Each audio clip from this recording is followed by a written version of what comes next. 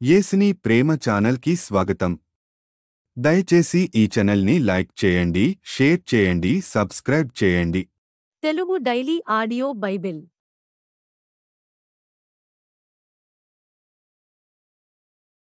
ఆదికాండము 23వ అధ్యాయము. శారా జీవించిన కాలము అనగా శారా బ్రతికిన ఏండ్లు 127. శారా కనాను దేశమందలి హెబ్రోనను కిర్యతర్బాలో మృతి పొందెను. అప్పుడు అబ్రాహాము శారా నిమిత్తము అంగలార్చుటకును ఆమెను గూర్చి ఏడ్చుటకును వచ్చెను. తరువాత అబ్రాహాము మృతి పొందిన తన భార్య ఎదుట నుండి లేచి హేతుకుమారులను చూచి, మీ మధ్య నేను పరదేశినిగాను పరవాసినిగాను ఉన్నాను. మృతి పొందిన నా భార్య నా కన్నుల ఎదుట ఉండకుండా ఆమెను పాతిపెట్టుటకు మీ తావున నాకొక శ్మశాన భూమిని స్వాస్థ్యముగా ఇయ్యుడని అడగగా, హేతుకుమారులు, అయ్యా, మా మాట వినుము, నీవు మా మధ్యను మహారాజువై ఉన్నావు. మా శ్మశాన భూములలో అతి శ్రేష్టమైన దానియందు మృతి పొందిన నీ భార్యను పాతిపెట్టుము.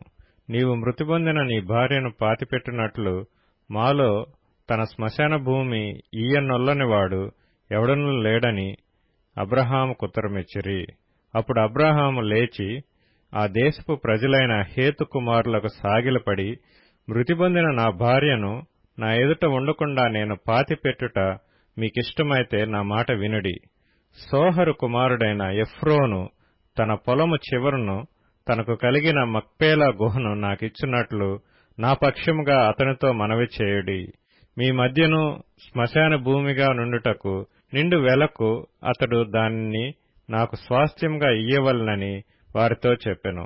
అప్పుడు ఎఫ్రోను హేతుకుమారుల మధ్యను కూర్చుండియుండెను.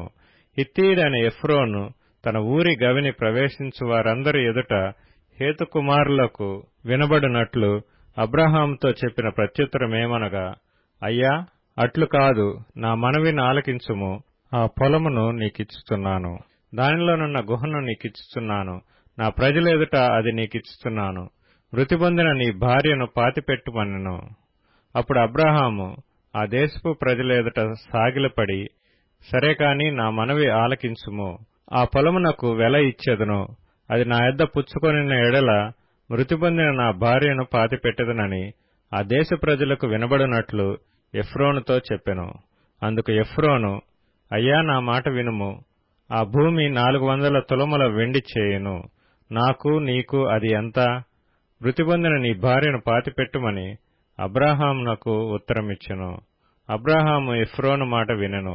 కాబట్టి హేతుకుమారులకు వినబడినట్లు ఎఫ్రోను చెప్పిన వెల అనగా వర్తకులలో చెల్లు 400 తులముల వెండి అబ్రాహాము తూచి అతనికిచ్చెను. అలాగున మమ్రే ఎదుటనున్న మక్పేలా ఎందలి ఎఫ్రోను పొలము అనగా ఆ పొలమును దాని అందలి గృహయు దాని పొలిమేర అంతటిలోనున్న ఆ పొలము చెట్లన్నీయు అతని ఊరి గవిని ప్రవేశించు వారందరిలో హేతుకుమారుల ఎదుట అబ్రాహామునకు స్వాస్థ్యముగా స్థిరపరచబడెను.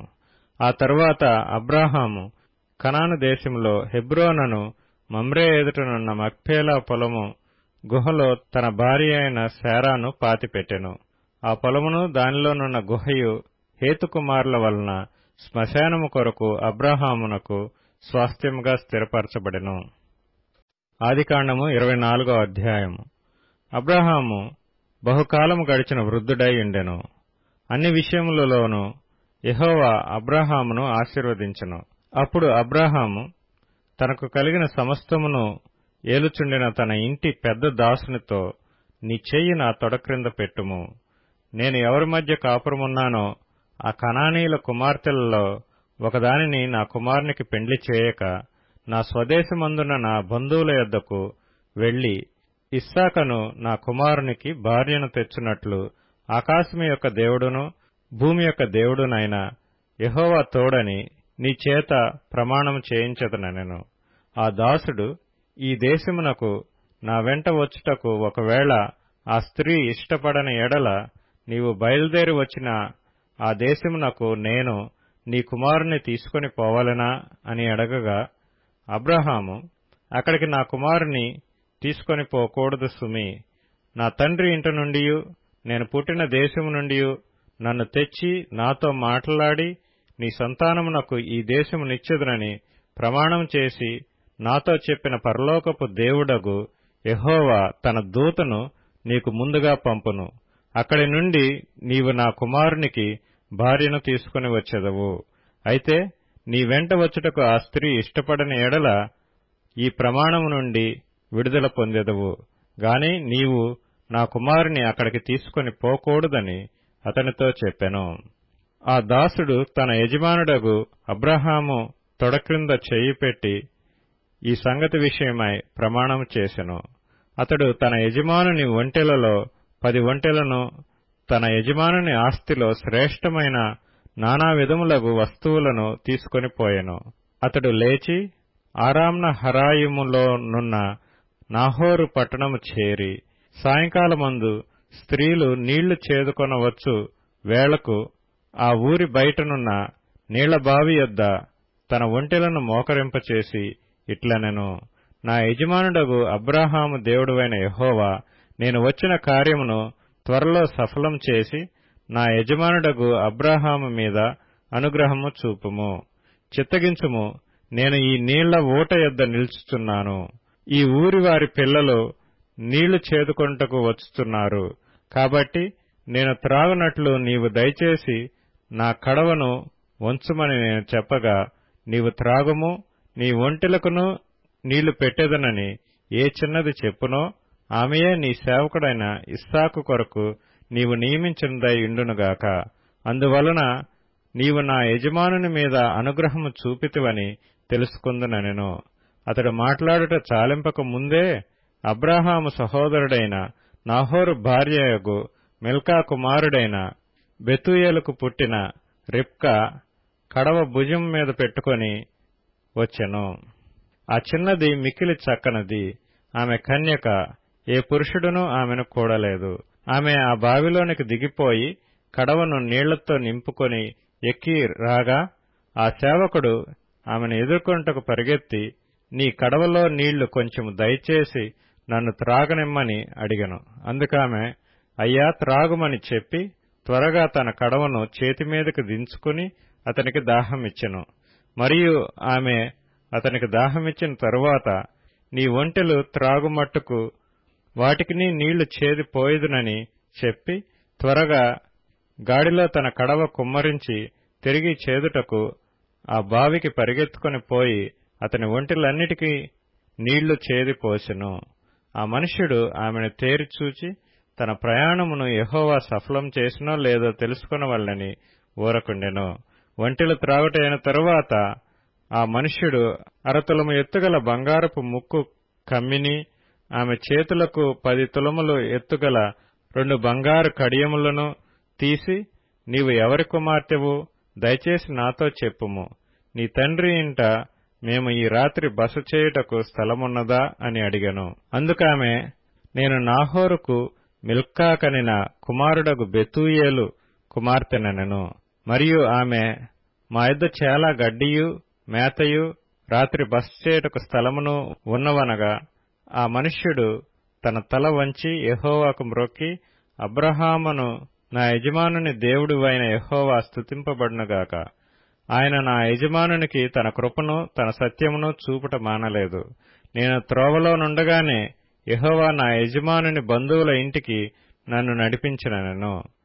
అంతటా ఆ చిన్నది పరిగెత్తుకుని పోయి ఈ మాటలు తన తల్లి ఇంటి వారికి తెలిపెను.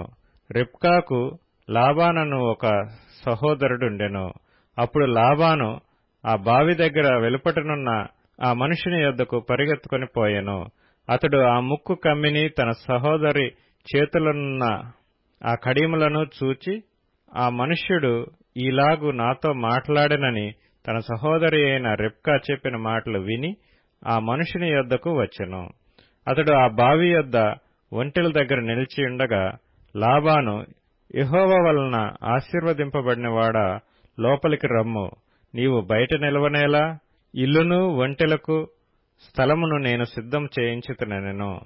ఆ మనుష్యుడు ఇంటికి వచ్చినప్పుడు లాబాను ఒంటెల గంతలు విప్పి కాళ్లు కడుక్కొంటకు అతనికిని అతనితో కూడనున్న వారికిని నీళ్లు ఇచ్చి అతనికి భోజనం పెట్టించును గాని అతడు నేను వచ్చిన పని చెప్పక మునుపు భోజనం చేయననగా లాబాను చెప్పుమనెను. అంతటా అతడిట్లనెను, నేను అబ్రహాము దాసుడను, యెహోవా నా యజమానుని బహుగా ఆశీర్వదించును గనుక అతడు గొప్పవాడాయెను.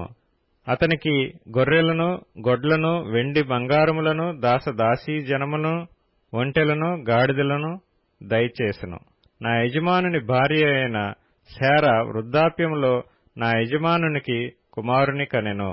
నా యజమానుడు తనకు కలిగినది యావత్తును అతనికిచ్చియున్నాడు. మరియు నా యజమానుడు నాతో, నేను ఎవరి దేశమందు నివసించుచున్నానో ఆ కనానీయుల పిల్లలలో ఒక పిల్లను నా కుమారునికి పెండ్లి చేయవద్దు. అయితే నా తండ్రి ఇంటికిని నా వంశస్థుల యొద్దకును వెళ్లి నా కుమారునికి పెండ్లి చేయుటకు ఒక పిల్లను తీసుకుని రావాలనని నా చేత ప్రమాణము చేయించెను. అప్పుడు నేను నా యజమానునితో, ఆ స్త్రీ నా వెంట రాదేమో అని చెప్పినందుకు అతడు, ఎవని సన్నిధిలో నేను జీవించుచున్నానో ఆ యెహోవా నీతో కూడా తన దూతను పంపి నీ ప్రయాణము సఫలం చేయును గనుక నీవు నా వంశస్థులలో నా తండ్రి ఇంటి నుండి నా కుమారునికి భార్యను తీసుకొని వచ్చెదవు. నీవు నా వంశస్థుల యొద్దకు వెళ్లితివా, ఈ ప్రమాణం విషయంలో ఇక నీకు బాధ్యత ఉండదు. వారు ఆమెను ఇయ్యని ఎడల కూడా ఈ ప్రమాణం విషయంలో నీకు బాధ్యత ఉండదని చెప్పెను. నేను నేడు ఆ బావి యొద్దకు వచ్చి అబ్రహామును, నా యజమానుని దేవుడవైన యెహోవా నా ప్రయాణమును నీవు సఫలం చేసిన ఎడల నేను ఈ నీళ్ల బావి యొద్ద నిలిచియుండగా నీళ్లు చేదుకొంటకు వచ్చిన చిన్నదానితో నేను, నీవు దయచేసి నీ కడవలో నీళ్లు కొంచెం నన్ను త్రాగనిమ్మని చెప్పునప్పుడు నీవు త్రాగుము, నీ ఒంటెలకును చేదిపోయేదునని ఎవతి చెప్పునో ఆమెయే నా యజమానుని కుమారునికి యెహోవా నియమించిన పిల్లయ్యుండునుగాకని మనవి చేసుకొంటిని. నేను నా హృదయంలో అట్లు అనుకొనుట చాలింపక ముందే రెబ్కా భుజము మీద తన కడవను పెట్టుకుని వచ్చి ఆ బావిలోనికి దిగిపోయి నీళ్లను చేదుకొని వచ్చెను. అప్పుడు నాకు దాహమిమ్మని నేనామెను అడగగా ఆమె త్వరగా తన కడవను దించి, త్రాగుము, నీ ఒంటెలకును నీళ్లు పెట్టెదనని చెప్పెను. గనుక నేను త్రాగితిని. ఆమె ఒంటెలకును నీళ్లు పెట్టెను. అప్పుడు నేను, నీవు ఎవరి కుమార్తెవని అడిగినందుకు ఆమె, మిల్కా నాహోరునకు కనిన కుమారుడగు బెతూయేలు కుమార్తెనని చెప్పినప్పుడు నేను ఆమె ముక్కుకు కమ్మీయును ఆమె చేతులకు కడియములను పెట్టి నా తల వంచి యెహోవాకు మ్రొక్కి అబ్రహామును నా యజమానుని దేవుడైన యెహోవాను స్తోత్రము చేసితిని. ఏలయనగా ఆయన నా యజమానుని యొక్క సహోదరుని కుమార్తెను అతని కుమారునికి తీసుకొనున్నట్లు సరియైన మార్గమందు నన్ను నడిపించెను. కాబట్టి నా యజమానుని ఎడల మీరు దయను నమ్మకమును కనుపర్చిన ఎడల అది అయినను నాకు తెలియచెప్పుడి, లేని ఎడల అది అయినను తెలియచెప్పుడి. అప్పుడు నేనెటుపోవాలనో అటు పోయేదనగా లాబానును బెతూయేలును, ఇది యెహోవా వలన కలిగిన కార్యము, మేమైతే అవునని గాని కాదని గాని చెప్పజాలము. ఇదిగో రెబ్కా నీ ఎదుటనున్నది, ఆమెను తీసుకొని పొమ్ము. యెహోవా సెలవిచ్చిన ప్రకారము ఈమె నీ యజమానుని కుమారునికి భార్య అగునుగాకని ఉత్తరమిచ్చిరి. అబ్రహాము సేవకుడు వారి మాటలు విని యెహోవాకు సాష్టాంగ నమస్కారం చేసెను. తరువాత ఆ సేవకుడు వెండి నగలను, బంగారు నగలను, వస్త్రములను తీసి రెబ్కాకు ఇచ్చెను. మరియు అతడు ఆమె సహోదరునికిని తల్లికిని విలువగల వస్తువులు ఇచ్చెను. అతడును అతనితో కూడానున్న మనుష్యులను అన్నపానములు పుచ్చుకొని అక్కడ ఆ రాత్రి అంతయు నుండిరి. ఉదయమున వారు లేచినప్పుడు అతడు, నా యజమానుని యొద్దకు నన్ను పంపించుడని చెప్పగా ఆమె సహోదరుడును ఆమె తల్లియు, ఈ చిన్నదాని 10 దినములైనను మా యొద్ద ఉండనిమ్ము, ఆ తరువాత ఆమె వెళ్లవచ్చునండ్రి. అప్పుడతడు, యెహోవా నా ప్రయాణమును సఫలం చేసిన గనుక నాకు తడవు కానీయక నన్ను పంపించుడి, నా యజమానుని యొద్దకు వెళ్లెదనని చెప్పినప్పుడు వారు ఆ చిన్నదానిని పిలిచి ఆమె ఏమనునో తెలుసుకుందామని చెప్పుకొని రెబ్కాను పిలిచి, ఈ మనుషునితో కూడా వెళ్ళెదవా అని ఆమెనడిగినప్పుడు వెళ్ళెదనెను. కాబట్టి వారు తమ సహోదరి అయిన రెబ్కాను, ఆమె దాదిని, అబ్రహాము సేవకుని అతనితో వచ్చిన మనుషులను సాగనంపినప్పుడు వారు రిబ్కాతో, మా సహోదరి, నీవు వేలకు తల్లివగుదువుగాక, నీ సంతతి వారు తమ పగవారి గవినిని స్వాధీనపరుచుకొందురుగాక అని ఆమెను దీవింపగా, రిబ్కాయు ఆమె పనికత్తెలను లేచి ఒంటెలనెక్కి ఆ మనుషుని వెంబడి వెళ్ళిరి. అట్లు ఆ సేవకుడు రిబ్కాను తోడుకొని పోయెను. ఇస్సాకు బెయేర్ లహోయి రోయి మార్గమున వచ్చి దక్షిణ దేశమందు కాపురముండెను. సాయంకాలమున ఇస్సాకు పొలములో ధ్యానింప బయలువెళ్లి కన్నులెత్తి చూచినప్పుడు ఒంటెలు వచ్చుచుండెను. రిబ్కా కన్నులెత్తి ఇస్సాకును చూచి ఒంటె మీద నుండి దిగి, మనల్నెదుర్కొంటకు పొలములో నడుచుచున్న ఆ మనుష్యుడెవరని దాసుని నడగగా, ఇతడు నా యజమానుడని చెప్పెను గనుక ఆమె ముసుగు వేసుకొనెను.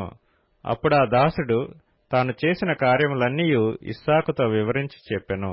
ఇస్సాకు తల్లి అయిన శారా గుడారములోనికి ఆమెను తీసుకొని పోయెను. అట్లు అతడు రిబ్కాను పరిగ్రహింపగా ఆమె అతనికి భార్య ఆయెను. అతడు ఆమెను ప్రేమించెను. అప్పుడు ఇస్సాకు తన తల్లి విషయమై దుఃఖ నివారణ పొందెను. మత్తయి సువార్త 8వ అధ్యాయం. ఆయన ఆ కొండ మీద నుండి దిగి వచ్చినప్పుడు బహుజన సమూహములు ఆయనను వెంబడించెను. ఇదిగో, కుష్ఠిరోగి వచ్చి ఆయనకు మ్రొక్కి, ప్రభువా, నీకిష్టమైతే నన్ను శుద్ధునిగా చేయగలవన్నెను. అందుకాయన చెయ్యచాపి వాని ముట్టి, నాకిష్టమే, నీవు శుద్ధుడవు కమ్మని చెప్పగా తక్షణమే వాని కుష్ఠిరోగము శుద్ధి ఆయెను. అప్పుడు యేసు, ఎవరితోనూ ఏమీ చెప్పకుసుమీ, కాని నీవు వెళ్లి వారికి సాక్షార్థమై నీ దేహమును యాజకునికి కనబరుచుకుని మోషే నియమించిన కానుక సమర్పించుమని వానితో చెప్పెను. ఆయన కపెర్నహూములో ప్రవేశించినప్పుడు ఒక శతాధిపతి ఆయన యొద్దకు వచ్చి, ప్రభువా, నా దాసుడు పక్షవాయువుతో మిగులు బాధపడుచు ఇంటిలో పడియున్నాడని చెప్పి ఆయనను వేడుకొనెను. యేసు, నేను వచ్చి వాని స్వస్థపరిచెదనని అతనితో చెప్పగా, ఆ శతాధిపతి, ప్రభువా, నీవు నా ఇంటిలోనికి వచ్చుటకు నేను పాత్రుడను కాను. నీవు మాట మాత్రము సెలవిమ్ము, అప్పుడు నా దాసుడు స్వస్థపరచబడును. నేను కూడా అధికారమునకు లోబడిన వాడను. నా చేతి క్రింద సైనికులున్నారు. నేను ఒకని పొమ్మంటే పోవును, ఒకని రమ్మంటే వచ్చును. నా దాసుని ఈ పని చేయమంటే చేయును అని ఉత్తరమిచ్చెను. యేసు ఈ మాట విని ఆశ్చర్యపడి వెంట వచ్చుచున్న వారిని చూచి, ఇజ్రాయేలులో నెవనికైనను నేనింత విశ్వాసమున్నట్టు చూడలేదని నిశ్చయముగా మీతో చెప్పుచున్నాను. అనేకులు తూర్పు నుండియు పడమట నుండియు వచ్చి అబ్రహాముతో కూడను, ఇస్సాకుతో కూడను, యాకోబుతో కూడను పరలోక రాజ్యమందు కూర్చుందురుగాని రాజ్య సంబంధులు వెలపటి చీకటిలోనికి త్రోయబడుదురు. అక్కడ ఏడ్పును పండ్లు కొరుకుటయు నుండునని మీతో చెప్పుచున్నాననెను. అంతట యేసు, ఇక వెళ్ళుము, నీవు విశ్వసించిన ప్రకారము నీకు అవునుగాకని శతాధిపతితో చెప్పెను. ఆ గడియలోనే అతని దాసుడు స్వస్థత నొందెను. తర్వాత యేసు పేతురింటిలో ప్రవేశించి జ్వరముతో పడియున్న అతని అత్తను చూచి ఆమె చేయముట్టగా జ్వరమామెను విడిచెను. అంతటా ఆమె లేచి ఆయనకు ఉపచారము చేయసాగెను. సాయంకాలమైనప్పుడు జనులు దయ్యములు పట్టిన అనేకులను ఆయన యొద్దకు తీసుకుని వచ్చిరి. ఆయన మాట వలన దయ్యములను వెళ్లగొట్టి రోగులనెల్లను స్వస్థపరిచెను. అందువలన ఆయనే మన బలహీనతలను వహించుకుని మన రోగములను భరించెనని ప్రవక్త అయిన యెషయా ద్వారా చెప్పబడినది నెరవేరెను. యేసు తన యొద్దనున్న జనసమూహమును చూచి అద్దరికి వెళ్లవలెనని ఆజ్ఞాపించెను. అంతట ఒక శాస్త్రి వచ్చి, బోధకుడా, నీవెక్కడికి వెళ్ళినను నీ వెంట వచ్చెదనని ఆయనతో చెప్పెను.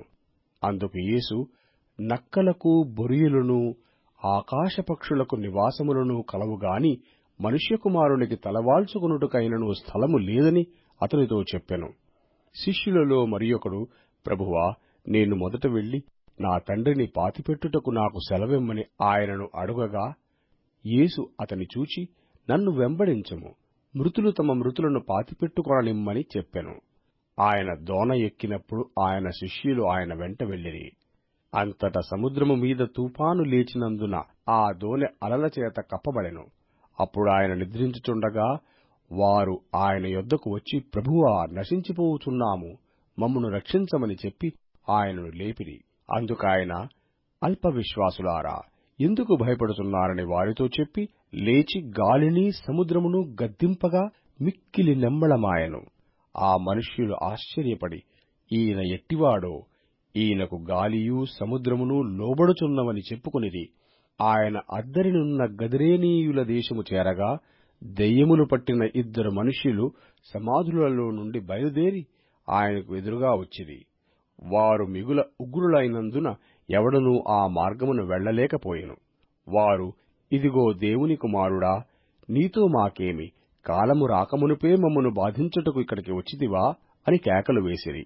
వారికి దూరమున గొప్ప పందుల మంద మేయుచుండగా ఆ దెయ్యములు, నీవు మమ్మను వెళ్లగొట్టిన ఎడల ఆ పందుల మందలోనికి పోనిమ్మని ఆయనను వేడుకొనెను.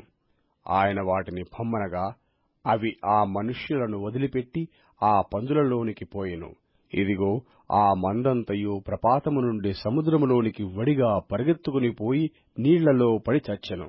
వాటిని మేపుచున్నవారు పారిపోయి పట్టణములోకి వెళ్లి జరిగిన కార్యములన్నీయూ దయ్యములు పట్టిన వారి సంగతియూ తెలిపిరి. ఇదిగో ఆ పట్టణస్థులందరూ యేసును ఎదుర్కొనవచ్చి ఆయనను చూచి తమ ప్రాంతములను విడిచిపొమ్మని ఆయనను వేడుకొనిరి. దయచేసి ఈ ఛానల్ని లైక్ చేయండి, షేర్ చేయండి, సబ్స్క్రైబ్ చేయండి.